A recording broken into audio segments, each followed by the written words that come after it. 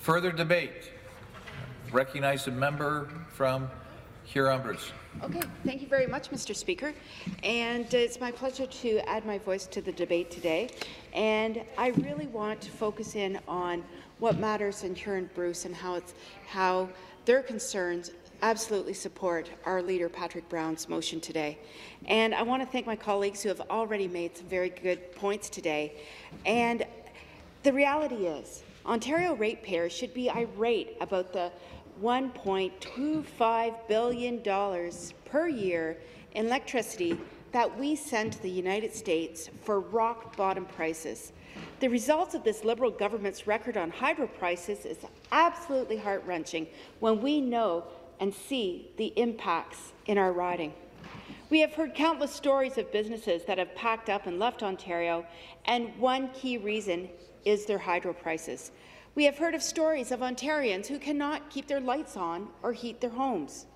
And we've heard of stories about community hubs like arenas, curling rinks, small-town grocery stores, pillars of our communities at risk of closing down because of out-of-control hydro bills. And what is the government solution, Speaker? To kick the can down the road, to borrow billions of dollars and incur tens of billions of dollars in interest and make this a problem for the next generation. And on top of that, American states are advertising to Ontario companies to relocate their businesses south of the border, and to do so, they offer cheaper electricity as an incentive. We heard Patrick Brown, the leader of the PC Party of Ontario, speak of that very thing earlier this afternoon. And it looks like competing businesses south of the border are benefiting from Ontario's access energy, but unfortunately, they're not paying the same prices. And Speaker, that's just not right. Everyone in the PC caucus knows this, and we hope that everyone on all sides passes this motion and give Ontarians the true relief that they need. Now, that is the fair thing to do. You know, I was kind of taken back this morning, Speaker. The Energy Minister had the gall to call our position, and I quote, political spin.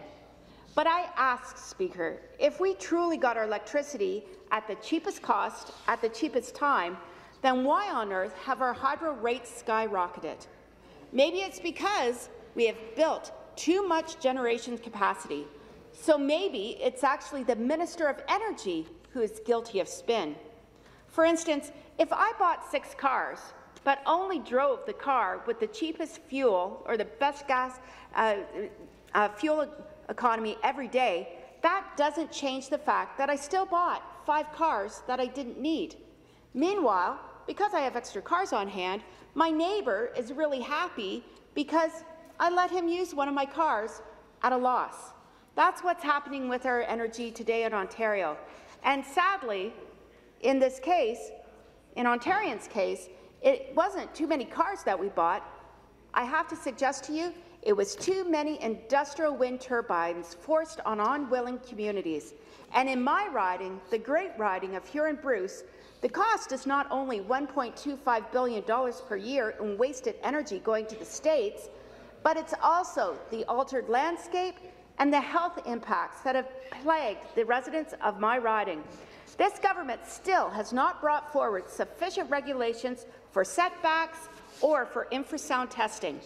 Based on the lack of action that we have seen, it looks like the Premier has not admitted or accepted any of this.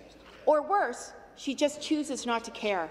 So again, Speaker, I would like to remind the Premier that the cost for the Liberal green energy boondoggle is just not hundreds of millions of dollars. There is also a human cost, like the health impacts being felt throughout my riding. Families have felt a very real human cost to these industrial wind turbines, and the Premier and this Liberal government should not only reimburse the ratepayers for their mistakes, but they should also be doing everything in their power to mitigate health concerns. Thank you very much, Speaker.